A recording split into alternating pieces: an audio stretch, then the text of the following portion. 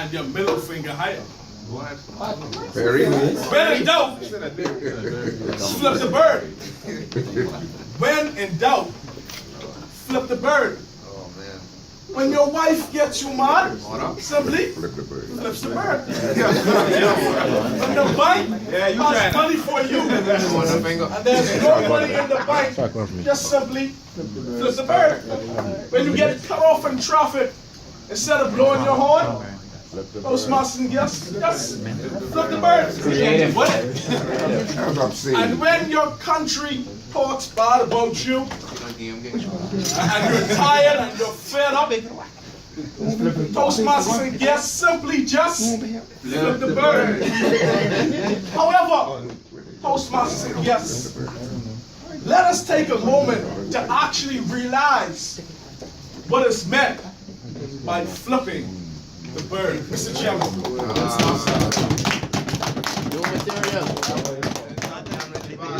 Like the devil himself. What? Flipping the bird has many names. The stinky finger, the one finger salute, or should I say, the Prime Minister salute.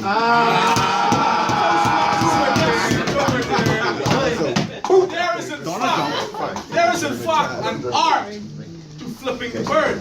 You see, the timing, the angle, the duration, the gesture is how effective you can flip the bird. When executed just right, flipping the bird can be one of the most satisfying feelings in the world. But you see, Toastmasters and guests, many of us say things, many of us do things, many of us have actions that we do, but we do not realize where these actions come from. We do not realize the meaning of the things that we do. The middle finger gesture was used in ancient times as a symbol of sexual intercourse in a manner that is meant to degrade, intimidate, and threaten individuals that is receiving the gesture. Some people take it very seriously. Some people may take it as a joke. In doing my research, it is said that when someone flipping the bird, they most likely reach their breaking point. A human breaking point is similar to a demolishing building. Hit repeatedly, it endures some blows, but continually it grows weaker and weaker and weaker till eventually, Toastmasters, yes, it crumbles. The building will crumble. The human body will eventually crumble after taking blows upon blows upon blows.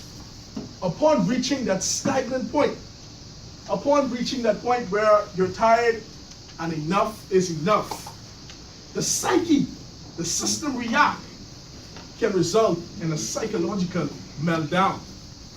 This meltdown can result in crime, foolish behavior, or this can result in someone simply flipping the bird. You see, Toastmasters, yes, several individuals do not comprehend well as to how to handle a nervous breakdown or how to handle certain situations. Therefore, their actions speaks louder than their words. Oftentimes we say action should speak louder than our words. But where do we draw the line, Toastmasters and guests? Where do we draw the line? Studies have shown that leaders in high positions tend to crumble under pressure, tend to give up, tend to throw in the towel, and as a result, their actions is not accountable to the actions of others. We have many leaders that are flipping the bird. President George W. Bush once flipped the bird in a crowd that he talked to. President Donald Trump flipped the bird. Our own Prime Minister, Right Honorable Reckley, flipped the bird. Silly body. Why, Toastmasters and guests? Why? If I was stand up and flip the bird in front of this crowd. Flip and press. Will he do it? Midgets don't do that. Will the press do it? You see, at the end of the day, it's not actually flipping the bird. At the end of the day, it's about the actions that we choose to take. You see, our actions is how we portray ourselves.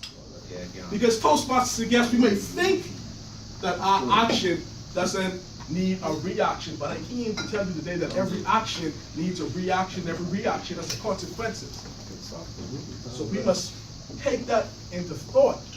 You see, everyone in this room, especially sitting at the T, is aspiring to be a leader, wants to be a leader in their own right.